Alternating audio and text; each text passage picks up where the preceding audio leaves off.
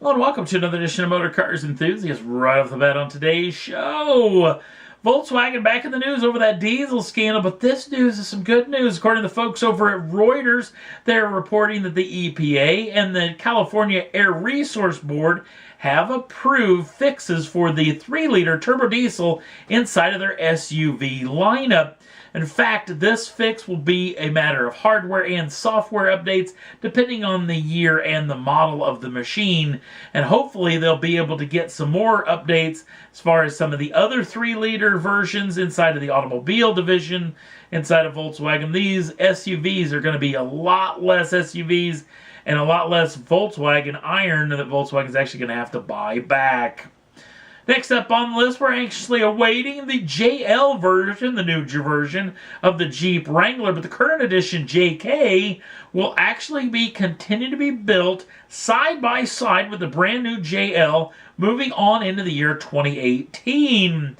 But according to the folks over at JLWranglerForums.com, they are claiming that the brand new JL Wranglers order books are open as we speak. So if you would like to own the brand new version, even before it comes out, you can actually put your order in. The trick is the amount of options that you can throw on the car, including colors and other options up and down the board, is going to be very limited. You can get anything you want on the new JK, but you're going to have to wait some time before the JL to get anything you want on it as well. Next up on the list, Apollo Automobiles showing off this absolutely fantastic looking brand new hypercar that they're building. That's known as the IE. Now the IE actually stands for Intensa Emozione, which is the world's worst Italian meaning. It means intense emotion. Now the IE is a pretty serious piece of kit and cool racer boy features that everybody wants to talk about, including 6-piston Brembo calipers up front, 4 pistons out back. It's got a fantastic 10-way, fully adjustable ABS or anti-lock braking system that are involving those Brembo brakes as well, including a 12-position, fully adjustable traction control system as well. It's got those really slick air jacks where you plug in the old air line and this thing jumps off the ground with those big spikes coming out of the ground, much like an Australian supercar or even an Indy car as well. The thing is ultra light. In fact, this vehicle's a clean sheet of paper is what they're calling a vehicle.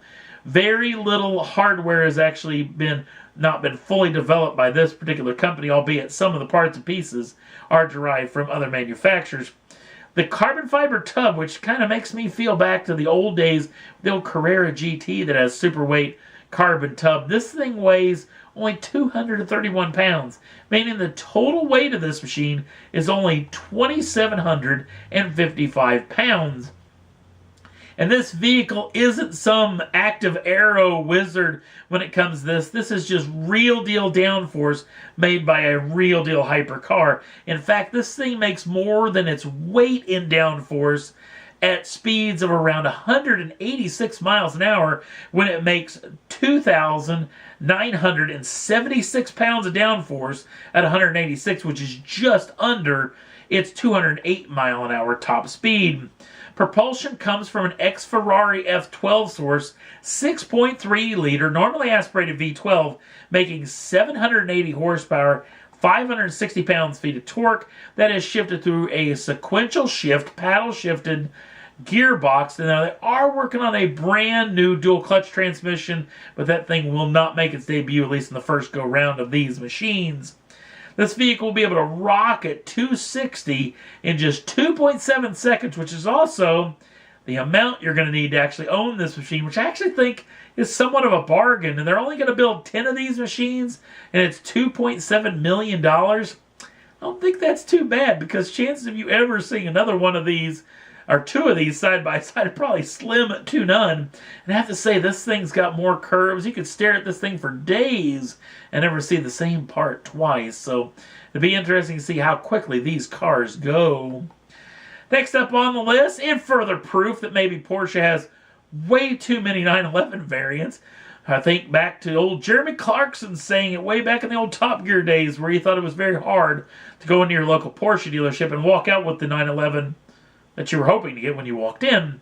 This is the brand new 911T, which kind of bridges the gap between the Carrera S and the Carrera GTS. The Carrera T gets a bunch of bespoke stuff, including the striping package along with the blacked out mirrors, which is only on this particular machine.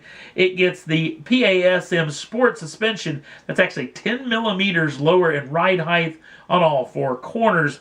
The vehicle actually comes with the full rear steering setup along with the full bucket seats, which mainly only come in the higher end option vehicles.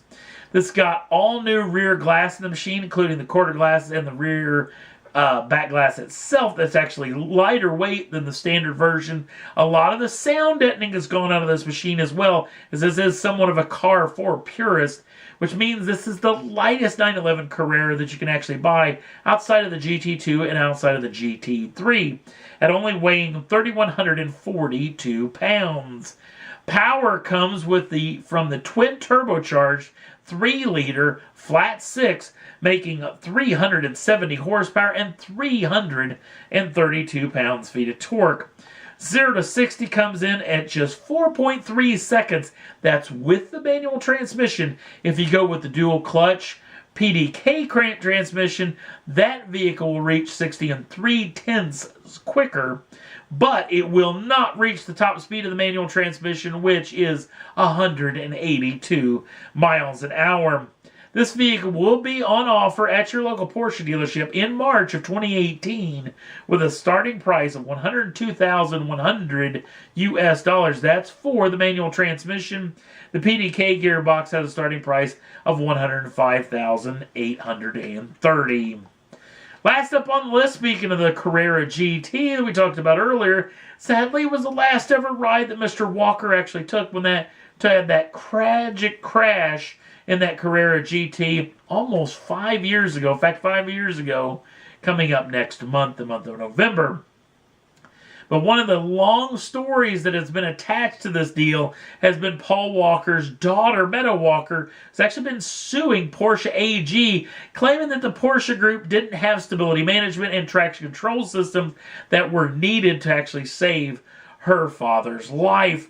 I have always thought this was a terrible situation when it comes to Porsche. They were in a no-win situation on this deal because, you know what, traction control and stability management wasn't actually something that had to be on cars like it's on the modern day. And I really felt the Meadow Walker group was actually suing the wrong people if they actually had to sue anybody at all.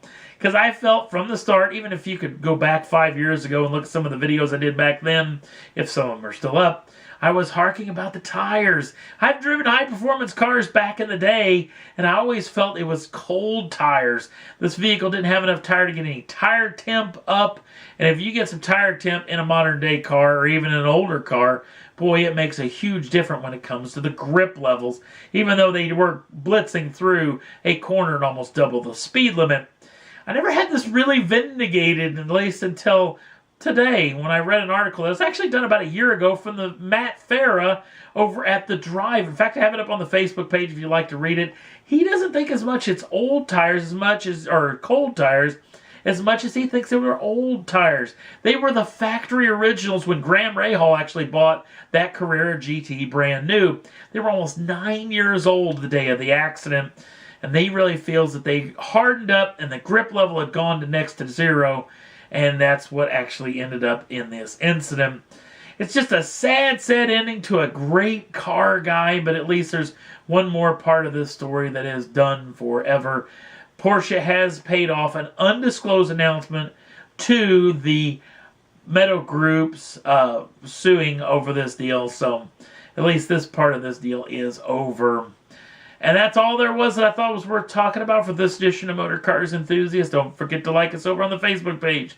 Links down in the show notes. Also, if you'd like to subscribe to the channel, you do so at any time and get the first dibs on the brand new shows as soon as they come out. Thanks for watching. We'll see you again real soon.